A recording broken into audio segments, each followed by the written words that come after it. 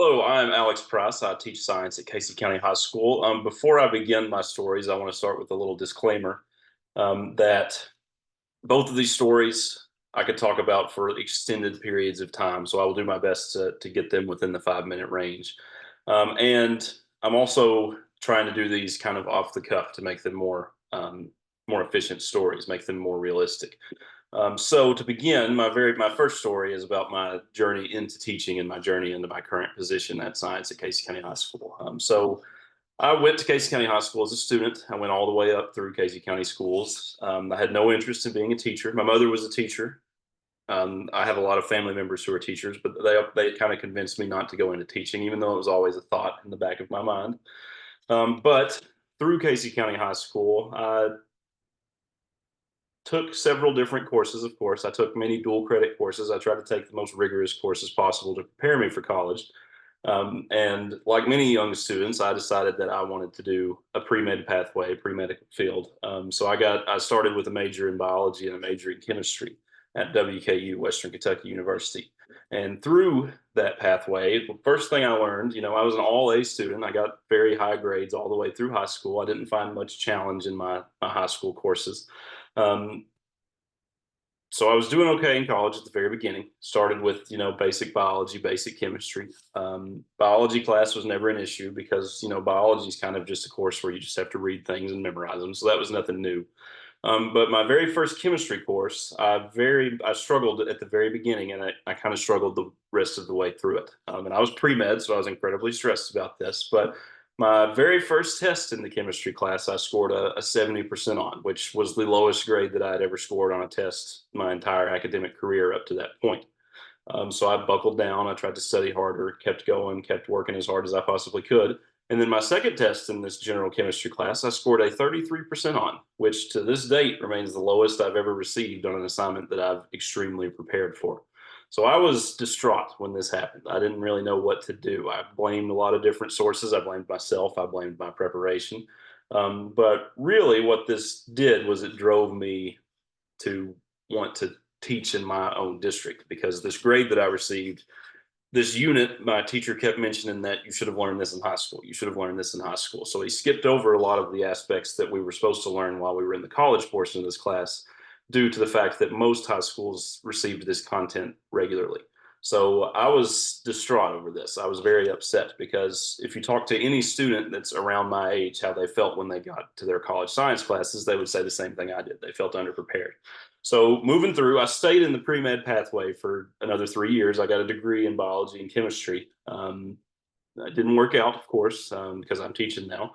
But I got a call from my principal, my former principal, he's moved on now, that there was a science job open in the district. And he mentioned the option 6 pathway that you can take.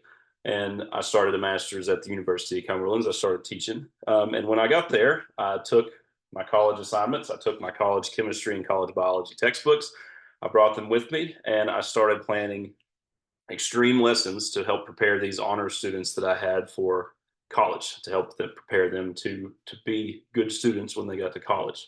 So again, I looked at the course standards. I didn't go in detail with them, but I had my own plan of how I was going to teach these honor students biology. I didn't have the opportunity to teach chemistry that year since I have, but I had my own plan, had my own textbooks, had my own units that I planned out based on our course maps.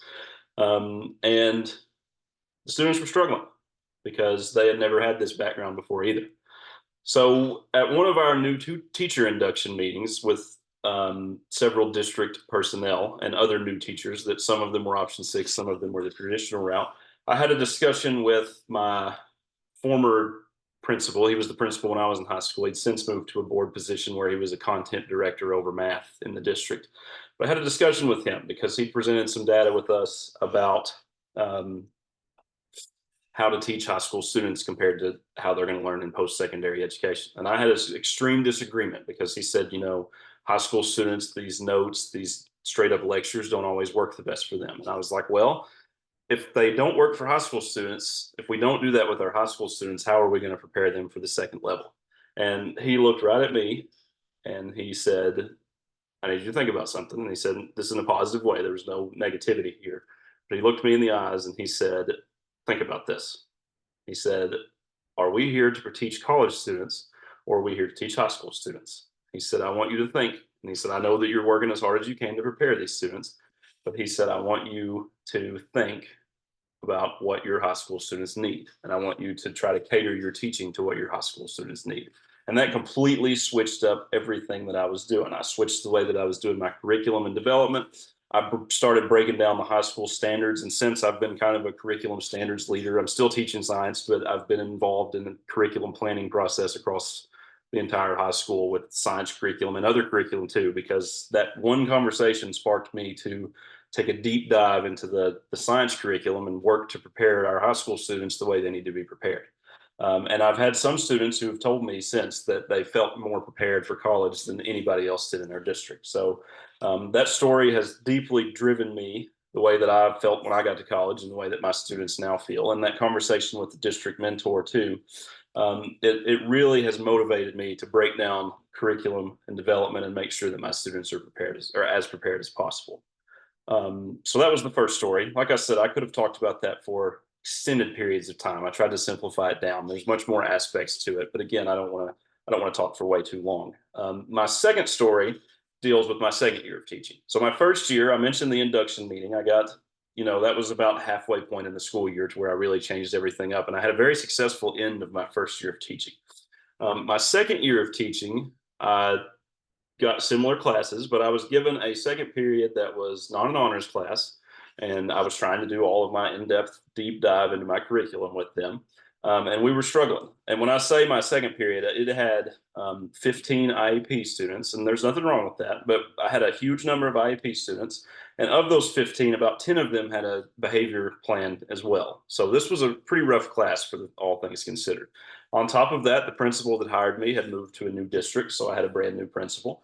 And it seemed like, unfortunately, and this is not a bad thing, but every time I got observed that year, it was during the second period class. And I could not figure that out. I was like, man, I wish they would come to any of my other classes where I'm having success instead of continuing to come during this second period class to watch me struggle with these students and try to prepare these students. But I was just having such a difficult time dealing with behavior, dealing with management, dealing with everything in the course. I mean, for example, we started implementing common assessments in science that year. And, my first student common assessments were at extremely low level. They were around 30% mastery. And that severe, I just kept thinking, how am I going to improve this? How can I get better at teaching these students? So finally, at my very first mini formal observation that school year was during this second period. And I had a discussion with my new principal. I was telling him, I don't know what to do with this group, that I've worked through every aspect of teaching. I've worked through every strategy that I can think of. I'm just struggling. I can't get them to do the things that I want them to do. And he mentioned to me, luckily, that when he was observing my second period, the reason that they were choosing to observe my second period over and over again was because of the procedures that I had in place to attempt to get these students to do the right things. That was the strictest I have been to this date with any group of students. And I had classroom procedures that had been adjusted specifically to this class. And my principal mentioned to me that, even though these students are not mastering their content, when we come into your classroom, we are seeing these students follow procedures and do all the things correct in order for their scores to increase. And of course, this made me feel a little better. So I was able to continue doing what I was doing, keep trusting the process, keep trusting my procedures. And by the spring of that year, this group of students had reached a 65% mastery, which there were some students in there that I could not reach. I don't know how I could have reached them. I did reach every one of them personally, which was positive. I had good conversations with each student. They still, they're seniors this year. They still come up and talk to me every single day of the school year when they walk past my classroom door.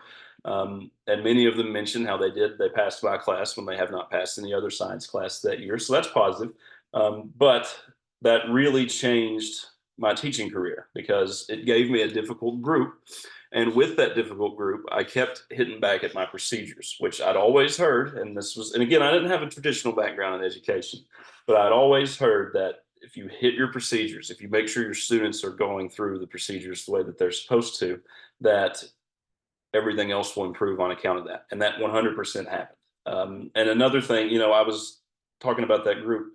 My principal also mentioned that they came into my classroom because since I had those in-depth procedures in place, those students acted, even though they were acting pretty rough, they acted better in my classroom than they did any other classroom throughout the day. So that was also encouraging to hear. So really what that did for my career is it sparked a discussion into proper procedures. And that's something that I mentioned to all new teachers because my department's had a lot of turnover in the past 4 or 5 years. We only have 4 science teachers in my department. I've worked with probably 15 individuals in my 4-year career. But what I tried to do with all of my new teachers, all of the new teachers in my department, is I try to harp on solid first day procedures. And I try to make sure that, hey, if you're following these procedures, if you're making your students, participate the way that they're supposed to and go through the days and have the rules that they're supposed to, then everything else falls into place. Because if you can get the behavior issues taken care of, if you can get the procedures taken care of, then you can have success in a classroom, even when your test scores don't always represent that success. So that was 2 stories. Again, like I said, I could go into extreme detail about both of them, but I will leave them at that. So thank you. And